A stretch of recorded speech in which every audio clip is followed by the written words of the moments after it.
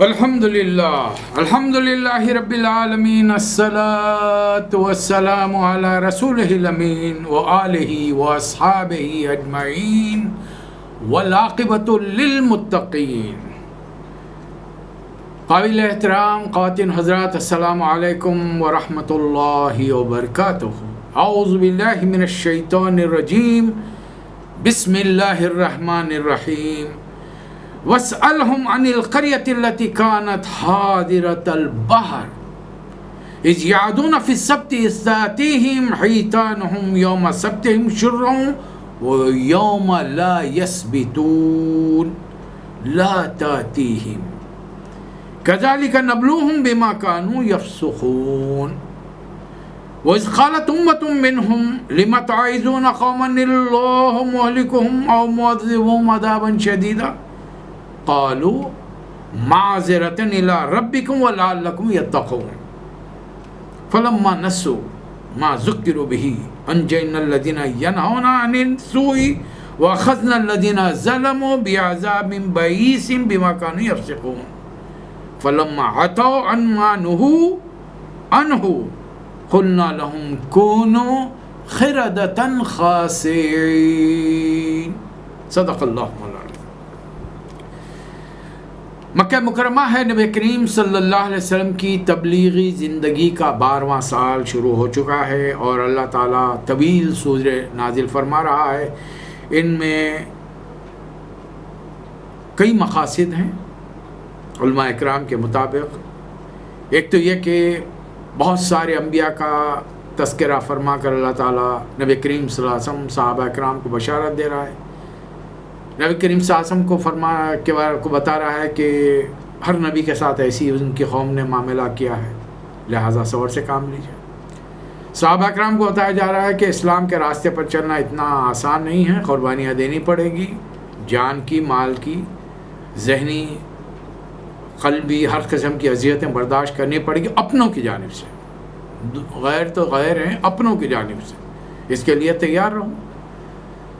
اب یا تو خاندان، قبیلے، گھر والوں اور عزیز اقارب کو ترجیح دو، یا اللہ کو، اللہ کے رسول کو ترجیح دو۔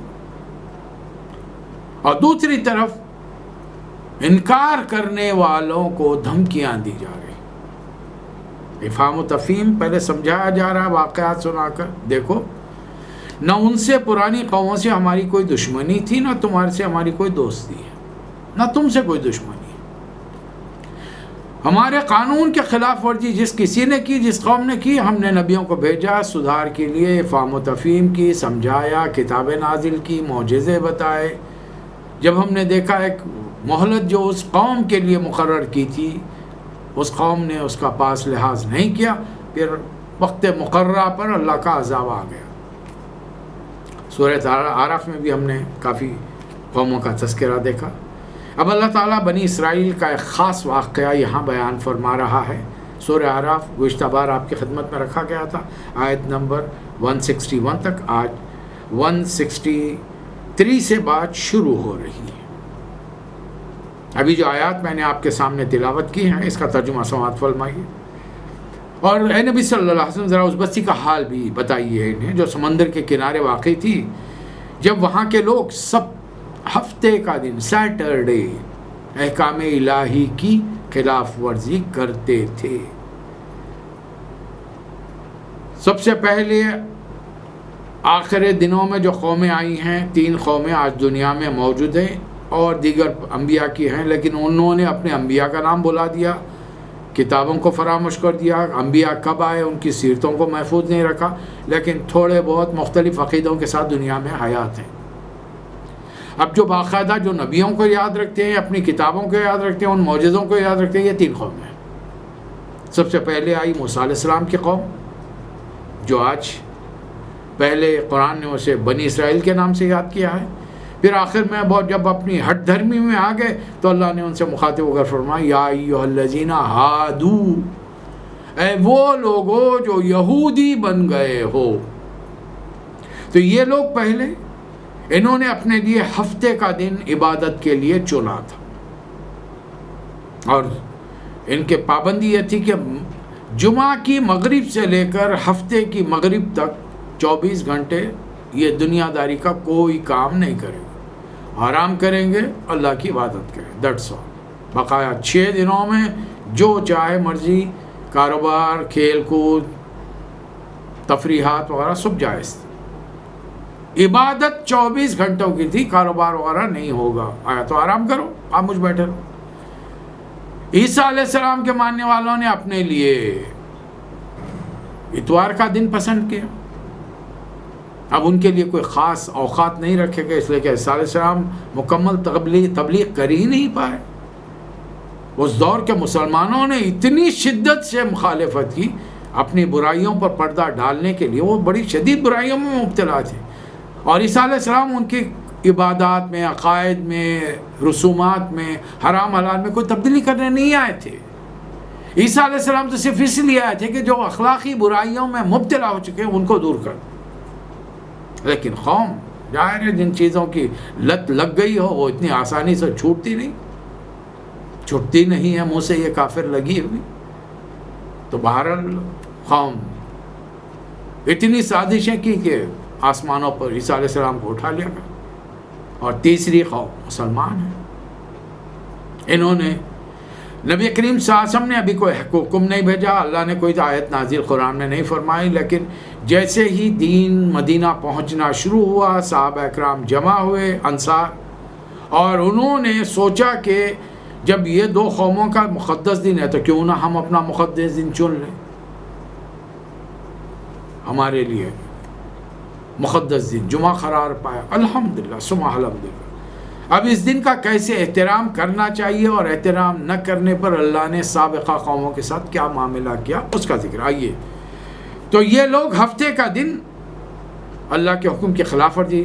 میں نے جیسا کہ عرض کیا کہ حکم یہ تھا کہ جمعہ کی مغرب سے ہفتے کی مغرب تک کوئی بزنس ڈیلنگ, لین دین, معاملات نہیں ہوں گے. یا تو آرام کرو یا اللہ کی حمد و ثنا میں مصروف ہو.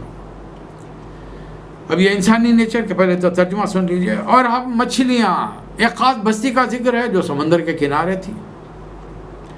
مچھلیاں اس دن ساحل سمندر پر ایسا معلوم ہوتا پوری دنیا کی مچھلیوں کی میٹنگ ہو رہی ہے وہاں پر.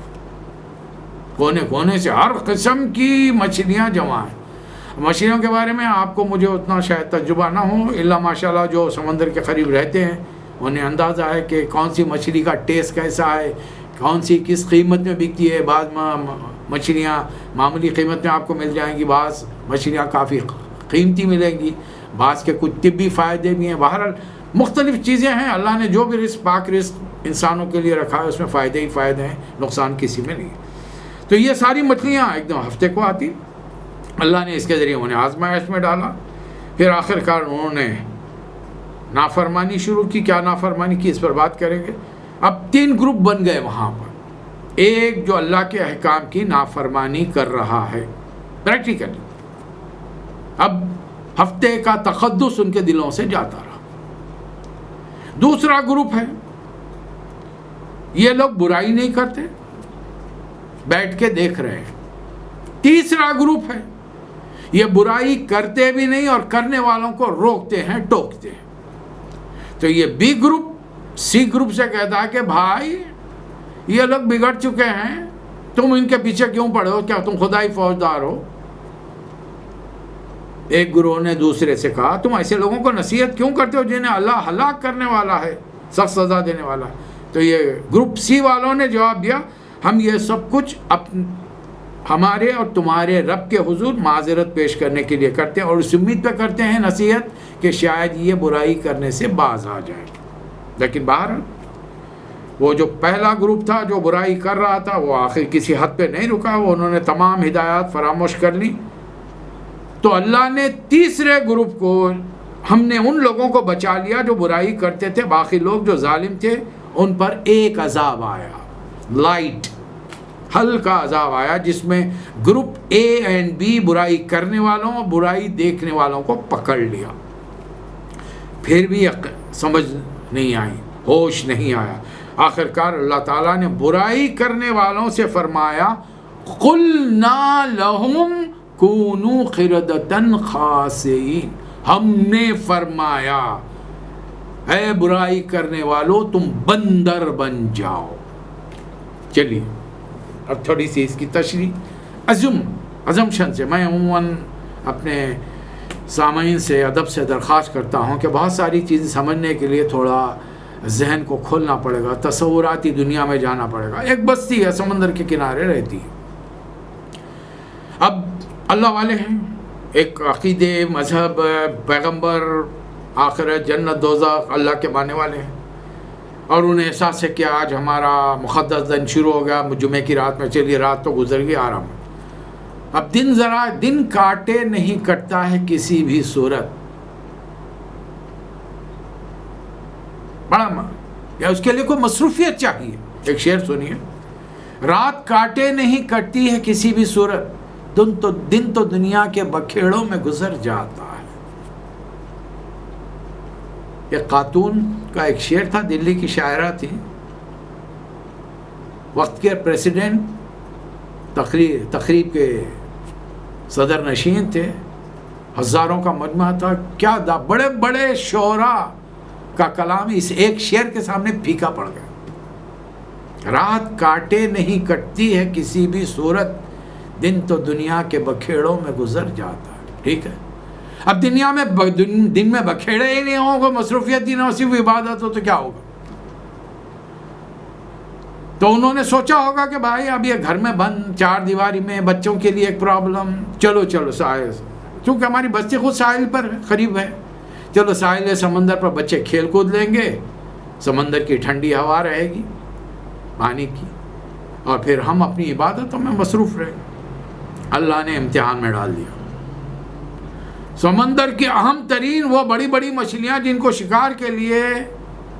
شکار کے لیے بڑی دور تک سمندر میں جانا پڑتا ہے, ساحل پر آ رہی ہیں.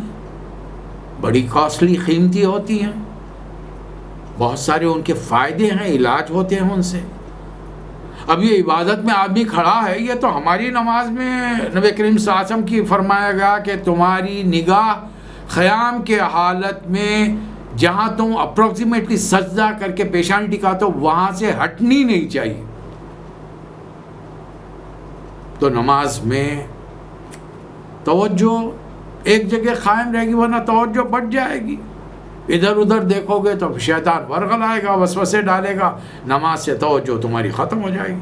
رکوع میں جاؤ تو اپنے پیروں پر نظر رکھو, سجدے میں جاؤ تو اپنی ناک کو دیکھو, قاعدے میں بیٹھے تو اپنی گود میں نظر رکھو. مطلب نظر کے لیمٹس بتائی گئی, ادھر ادھر دیکھنا کرنا ہماری نماز میں نبی کریم صلی اللہ علیہ وسلم جو لائے ہیں اس میں منع ہے. ہو سکتا ہے ان کو چھٹی ہو, ویسے اگر ایک جگہ ان کو بھی پابندی تھی تو آپ دیکھیے, آپ ایک جگہ پر نظر ٹکا کر دیکھیے اپنے سجدے کی جگہ پر, لیکن ہمارا ویژن اتنا براٹ ہے, اطراف کی دور کی چیزیں نظر آ رہی ہیں. مجھے میرے سائڈ کا پردہ دکھ رہا ہے, دیواریں دکھ رہی ہے, اس پر ایک بورڈ لگا ہوا ہے وہ نظر آ رہا ہے. آپ کو بھی دیکھیے, آپ کو غور کر کے دیکھیے.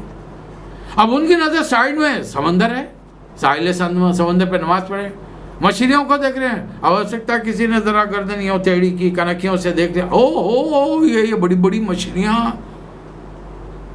اب شیطان وسوسے ڈال رہا ہے, ایک بار دو بار, یہ تو مسلسل آ رہی ہیں, ہر ہفتے کوئی آ جاتی ہیں, ویکلی آتی ہیں. کیا یہ وزٹ کرنے کے لیے انہوں نے ہمارے ساحل کو چن لیا ہے؟ تب کیا کرنا چاہیے؟ ان قیمتی مچھلیوں کے لیے تو ہم کو کئی دن کا سفر کر کے جانا پڑتا ہے, واپس آنے میں دن لگتے ہیں, اور یہ تو ہفتے کا دن تو خود ہی آ رہے. شیطان نے وسوسہ ڈالا. انہوں نے جہاں سے پانی شروع ہوتا ہے وہاں سے گڑھا کھودنا شروع کیا, ایک نالے کی شکل بنا کر دوسری طرف ایک بہت بڑا گڑھا کھود دیا, تاکہ سمندر کی موج یا لوٹ جب آئے تو مچھلیاں بہتے ہوئے اس پیسیج میں سے گزرتے ہوئے جا کر وہ گڑھے میں گر جائیں, بڑے گڑھے. پھر انتظام ایسا کیا کہ واپس جب پانی سمندر کا موج لوٹ کے آتی ہے تو اس کے آنے سے پہلے ایک آڑ لگا دی, روک لگا دی. پانی تو نکل جائے گا اپنا راستہ بنا کر, مچھلیاں رک جائیں گی.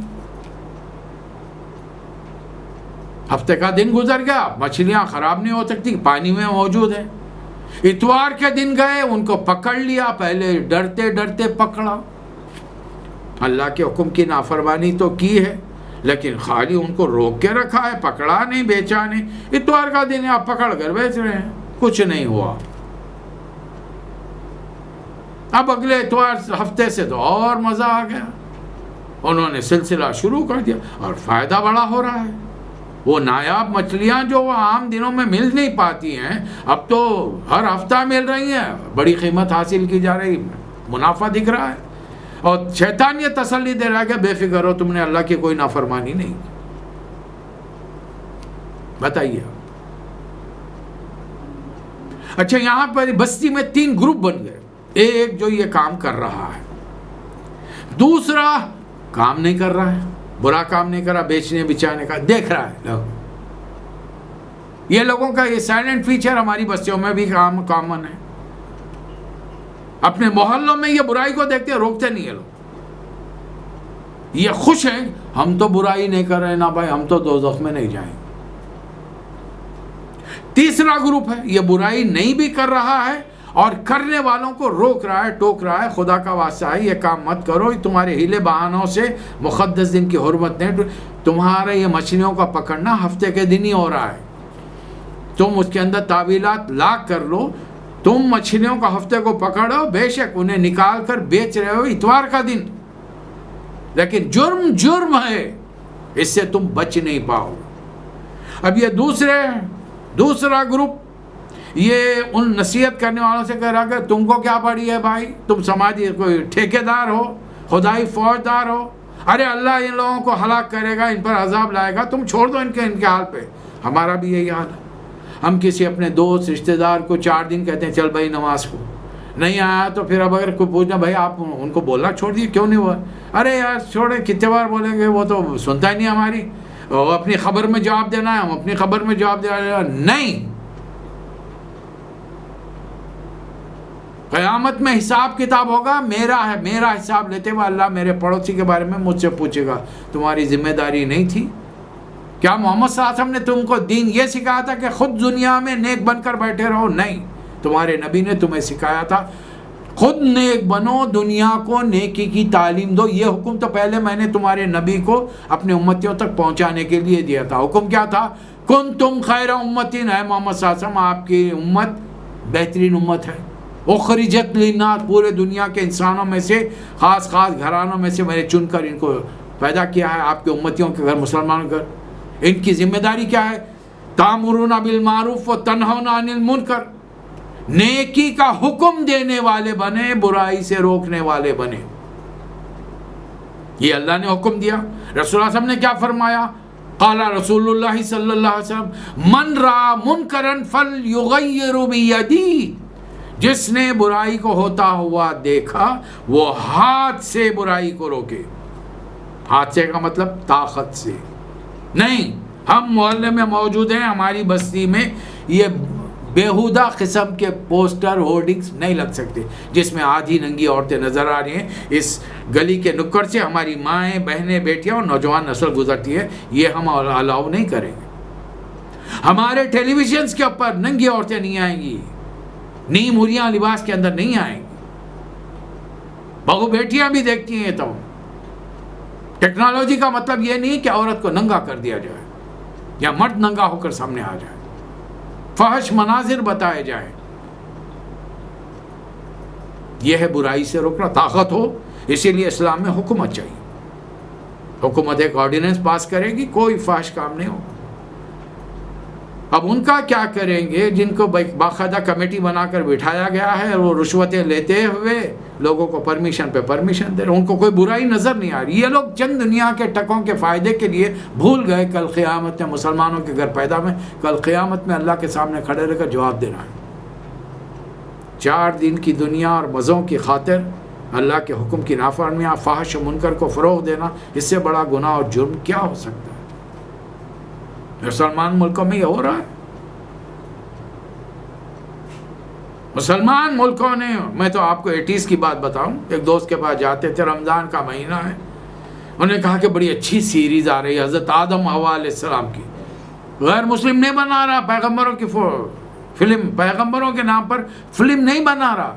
اس زمانے میں ہم کو دین کا شعور نہیں تھا, نماز پابندی سے نہیں پڑھتے تھے, نئی ملازمت گلف میں آئے. اب بیچلر تھے, 8-10 دوست بیچلروں کے اکوموڈیشن میں رہتے تھے. دوست کے گھر نکل کے چلے آتے تھے, بڑے ولا میں رہتے تھے ہمارے دوست. ٹی وی VCR ساری چیزیں موجود. جو انہوں نے کہا کہ آدم علیہ السلام کے بارے میں فلم ہے, اب وہ تو بیٹھ گئے, رمضان کا مہینہ ہے, اب سیریز شروع ہو گئی. ایک دم ہینڈسم آدمی, شاندار پرسنالٹی, یہ مسل, یہ پرسنالٹی, ناک, نقشہ, باڈی, بس اپنے ناف سے گھٹنے تک کے حصے کو پتوں سے ڈھاکا ہوا ہے اور آدم علیہ السلام کو ریپرزینٹ کر رہا ہے. ہم دیکھ لیے, خاموش ہو گئے. ذری دیر کے بعد ہوا کو بتایا گیا, ماں ہوا کو, سینے کے اوپر تھوڑے سے چند پتے ٹکے ہوئے ہیں, کمر کے نیچے سے آدھی ران تک کچھ پتوں سے جسم ڈھاکا گیا ہے. ایک انتہائی صحت مند, خوبصورت, تندرست خاتون. اب بتائیے مجھے, مسلمان اس سیریز کو دیکھ رہے ہیں آل اوور دا ورلڈ, بنانے والے مسلمان, ملک مسلمان, حکومت مسلمان, کیریکٹرز مسلمان, دینی تصور پیش کر رہے ہیں. آدم علیہ السلام جنت میں کیسے تھے, دنیا میں آئے تو کیا لباس میں آئے, کیسا آئے. اب برا مت مانیے, ویری فرینکلی میں آپ کو بتا رہا ہوں, کوئی آدم علیہ السلام کو نہیں دیکھ رہا, مرد کو نہیں دیکھتا. باوجود یہ کہ خاتون کو تمام انسانوں کی ماں حوا علیہ السلام بنا کر دکھایا جا رہا ہے, لیکن تمام بالغ مردوں کی جو بیچلر ہیں, اپنے بیویوں سے دور ہیں, اس خاتون کو کس نظر سے دیکھ رہے ہوں گے. ظاہر ہے وہ ایک فلمی کیریکٹر ہے, وہ تقدس کیسا آئے گا جو حقیقی خاتون ماں کے سامنے آنے سے آتا ہے, اور اس لباس میں آئے گا, اس کے جسم کا ایک ایک حصہ نمایاں ہو کے آ رہا ہے. اب بتائیے جس دماغ میں سوائے فحش خیالات کے اور کیا آ سکتا ہے. لیکن شیطان نے وسوسہ ڈالا, بھائی دینی سیریز ہے, اب کیا کریں. یہ ہوتا ہے. ہم کو صرف نیک بننا نہیں ہے, دنیا کو نیک بنانا ہے. ہاتھ سے روکو, نہیں روک سکتے. فَإِن لَمْ يَسْتَطِعْ فَبِلِسَانِهِ, زبان سے نصیحت کرو, عمدہ بات کرو, ڈائلاگ کرو, بات چیت کرو, مسلم ہو یا غیر مسلم ہو. 2000 میں اپنے شہر حیدرآباد میں ایک جمعہ کی تقریر کر رہا تھا. ایک بہت بڑی مسجد ہے, بڑے عالم دین کے اس علاقے کے اندر دروس وغیرہ چلتے رہتے ہیں, وہ نہیں تھے. اور اسی زمانے میں ہندوستان کے بڑے لیڈر نے, جو ہیں تو انتہائی متعصب قسم کے, مسلمانوں کے بدترین دشمن, اسلام کے بدترین دشمن, لیکن اس زمانے میں عورتوں کا ریپ بہت چل پڑا تھا, اور وہ بھی کیپٹل میں, ہندوستان کے کیپٹل میں. کنواری لڑکیوں کا چلتی بسوں کے اندر, مسافروں کی موجود کے اندر 8-10 نوجوان ایک آدمی اور لڑکی کا ریپ کر رہے ہیں, عزت لوٹ رہے ہیں, اس کی عصمت ریزی کر رہے ہیں.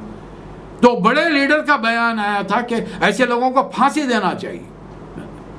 میں نے بھری مسجد میں, حالانکہ اس کے سامنے پولیس اسٹیشن میں تقریر کی کہ ہم حضرت کی اڈوانی جی کی تائید کرتے ہیں. LK اڈوانی جو وزیر داخلہ ہیں ملک کے, ہم ان کی تائید کرتے ہیں.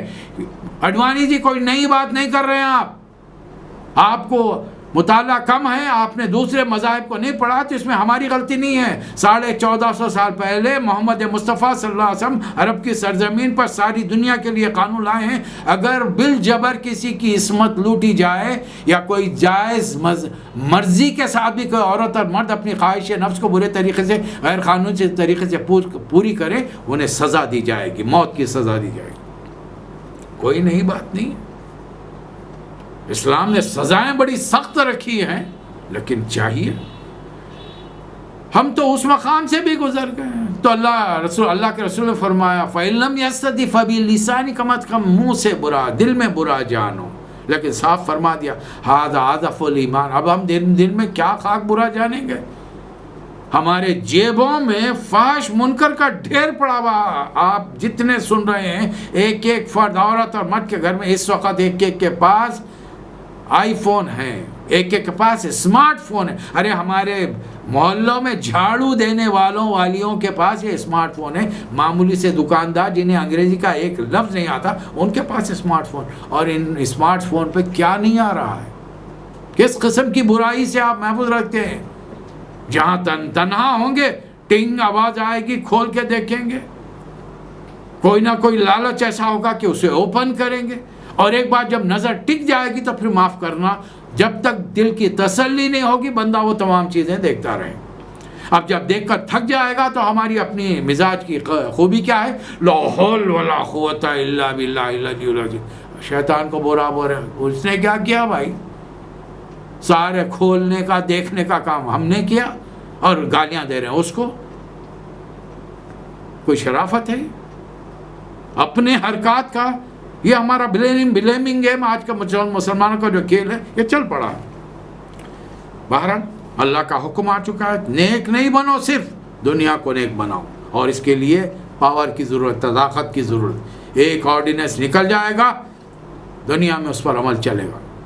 بہرحال تو اللہ تعالیٰ نے پہلے ایک لائٹ عذاب بھیجا جس میں فرسٹ اینڈ سیکنڈ گروپ کو پکڑ لیا، جو برائی کر رہے تھے اور کرتا ہوا دیکھ کر سیکنڈ گروپ روک نہیں رہا تھا.